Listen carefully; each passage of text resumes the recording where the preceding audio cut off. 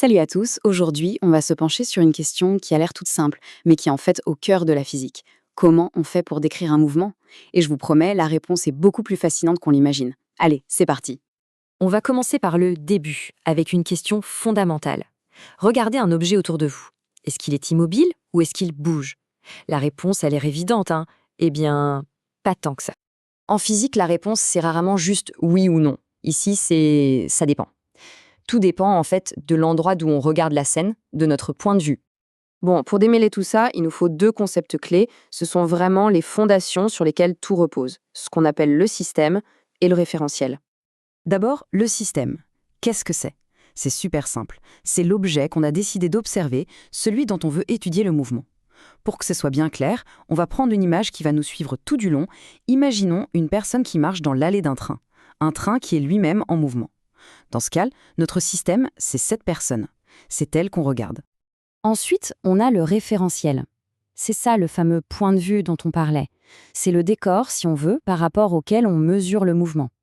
Et pour notre voyageur dans le train, on a deux référentiels qui sautent aux yeux. On peut l'observer depuis l'intérieur du train, ou alors on peut se mettre sur le quai de la gare et regarder le train passer. Ok, maintenant qu'on a nos deux ingrédients, le système et le référentiel, on va les assembler. Et c'est là que ça devient vraiment intéressant.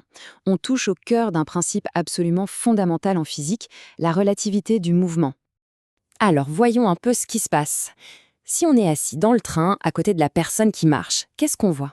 On la voit juste avancer tranquillement à sa vitesse de marche, logique.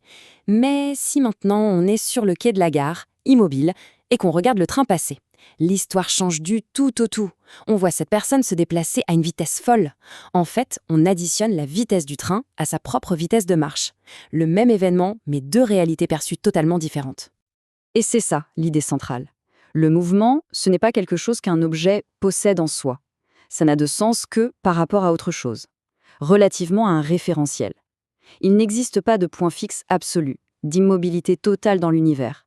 Tout bouge par rapport à autre chose. Bon, c'est bien beau tout ça, le concept est clair. Mais en physique, on aime bien être précis, on aime les chiffres. Alors comment on fait pour quantifier tout ça? Eh bien, il y a deux outils principaux pour ça, la trajectoire et ce qu'on appelle le vecteur vitesse. La trajectoire, ça, c'est assez facile à imaginer. C'est tout simplement le chemin, la trace que laisse l'objet en se déplaçant. Pensez à la traînée d'un avion dans le ciel. Ça peut être une ligne droite, une courbe, un cercle, bref, c'est le parcours. D'accord. La trajectoire nous donne le chemin global, mais elle ne nous dit pas comment l'objet parcourt ce chemin. Est-ce qu'il va vite? Est-ce qu'il ralentit? Pour avoir une sorte de photo instantanée du mouvement, il nous faut quelque chose de plus puissant. Et cet outil, c'est le fameux vecteur vitesse. Il ne faut pas que le mot fasse peur. Imaginez juste une flèche attachée à notre objet en mouvement. Cette flèche, elle est géniale parce qu'elle nous dit tout d'un seul coup d'œil. Sa direction nous montre la ligne du mouvement. Son sens nous dit de quel côté ça va.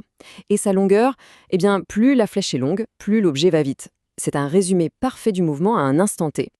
Mais attention, hein, cette petite flèche, elle n'est pas figée, bien au contraire. Dans la vraie vie, un mouvement, ça change tout le temps. Une voiture qui démarre, qui freine, qui prend un virage, son vecteur vitesse va changer en permanence. Il va s'allonger, raccourcir, pivoter. C'est un outil vivant qui suit le mouvement en temps réel. Et justement, quand ce vecteur vitesse change, on appelle ça une accélération. Et là, c'est un point super important. Pour un physicien, accélérer, ça ne veut pas juste dire appuyer sur l'accélérateur. Ça peut vouloir dire aller plus vite, oui, mais aussi freiner ou même simplement changer de direction. Quand on prend un virage à vitesse constante, techniquement, on accélère parce que la direction de notre vecteur vitesse change. Bon, on a vu pas mal de choses. Alors, si on prend un peu de recul, comment est-ce que toutes ces pièces du puzzle s'assemblent pour nous donner une description complète et précise du mouvement? En fait, la méthode est d'une logique implacable. Étape 1, on décide de quoi on parle. On choisit notre système. Étape 2, on décide d'où on regarde. On définit notre référentiel. Étape 3, à partir de là, on peut dessiner le chemin, tracer la trajectoire. Et enfin, étape 4, à chaque instant sur ce chemin, on peut attacher notre petite flèche, le vecteur vitesse. C'est une sorte de recette de cuisine qui marche à tous les coups. Et ce qui est vraiment puissant avec cette approche, c'est qu'elle nous donne un langage commun, un langage universel.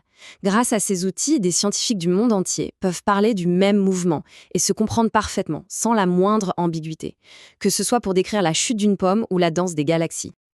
Et pour finir, une question un peu vertigineuse. Si tout mouvement est relatif, et que la Terre tourne sur elle-même, tourne autour du Soleil, que le Soleil lui-même bouge dans la galaxie qui elle-même file à travers l'univers, est-ce qu'il existe quelque part un point qui soit vraiment et absolument immobile? C'est un sacré casse-tête qui a fait réfléchir les plus grands esprits et qui continue de nous fasciner.